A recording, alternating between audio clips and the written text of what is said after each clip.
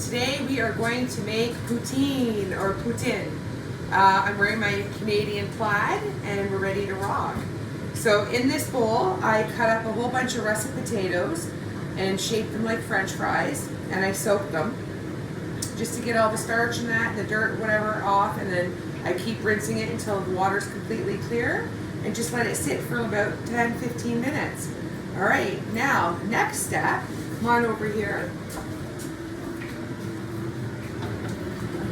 You have to dry off the potatoes really, really well, or you're gonna have issues when you throw them into the oil. Okay, so make sure they're nice and dry. And we're gonna stick them in here, and we're gonna do something called blanching. We're gonna throw them in for about 4 to 5 minutes in the oil, and then we're gonna pull them all out and let them cool off completely. So let's start with this step here. Okay, and we'll keep putting them in. Now they're not going to be cooked by any means, it's just going to make them really tasty when we put them in the second time around. So there we go, we've got almost all of them in the basket. And let's put them back in. There we go. Now we're going to do 4 to 5 minutes and then we're going to pull them out, okay? Let them just do their thing. Okay, so for the poutine gravy, I have a pot here with my roast beef drippings in it. And we're going to use that, and we're going to start with some beef broth. And let's turn this up. We're going to put that right into the beef drippings. You guys like lots of gravy, so let's just go for it.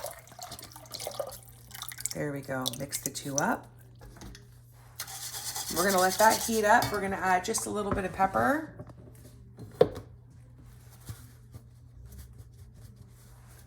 Doesn't need any salt with this. My beef drippings already have a saltiness to it, and also the beef broth.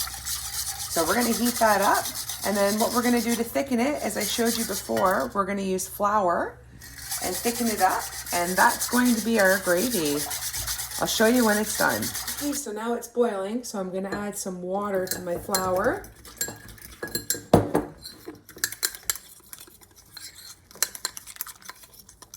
There we go. And then we're going to put that into the boiling water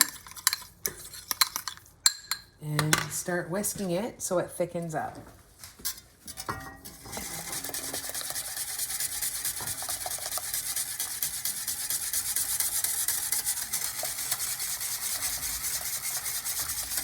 And just keep whisking it. If it needs more flour, add a little bit more flour. And then I'll show you when it's all done. So I have all my fries, blanched, and you have to let them cool off completely. And now they're gonna go in for the last one. There we go.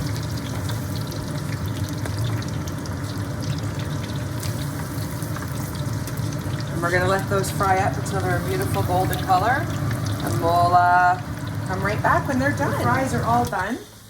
They're nice and crispy. I'm going to put them all here in this basket here. My gravy is nice and piping hot. And we're ready to build our poutine, or poutine. There we go. You can hear them nice and, oh, you hear that? Crispy. Okay, and if you're American, you don't know what a cheese curd is. These are cheese curds. When they're warm and you chew them, they kind of squeak in your mouth. They have a gorgeous flavor. All right, so let's build this. Let me grab my tongs. Okay, so we're gonna put some fries in the bowl. And then we're gonna put some cheese curds in the middle. There we go. And then we're gonna put some of this homemade beef gravy on top.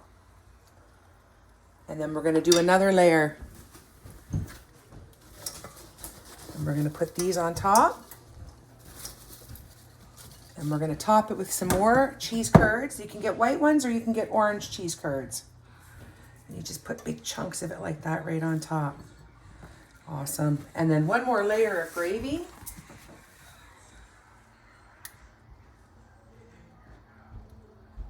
One more, there we go. And then In my town, we do something called crumble. So I take pancake mix and beer, and I mix it up in here just to make a thin batter. And we're just gonna put it in there like that. And then we put the crunchies right on top of the poutine. It's delicious. It's almost like the coating of the outside of a battered fish.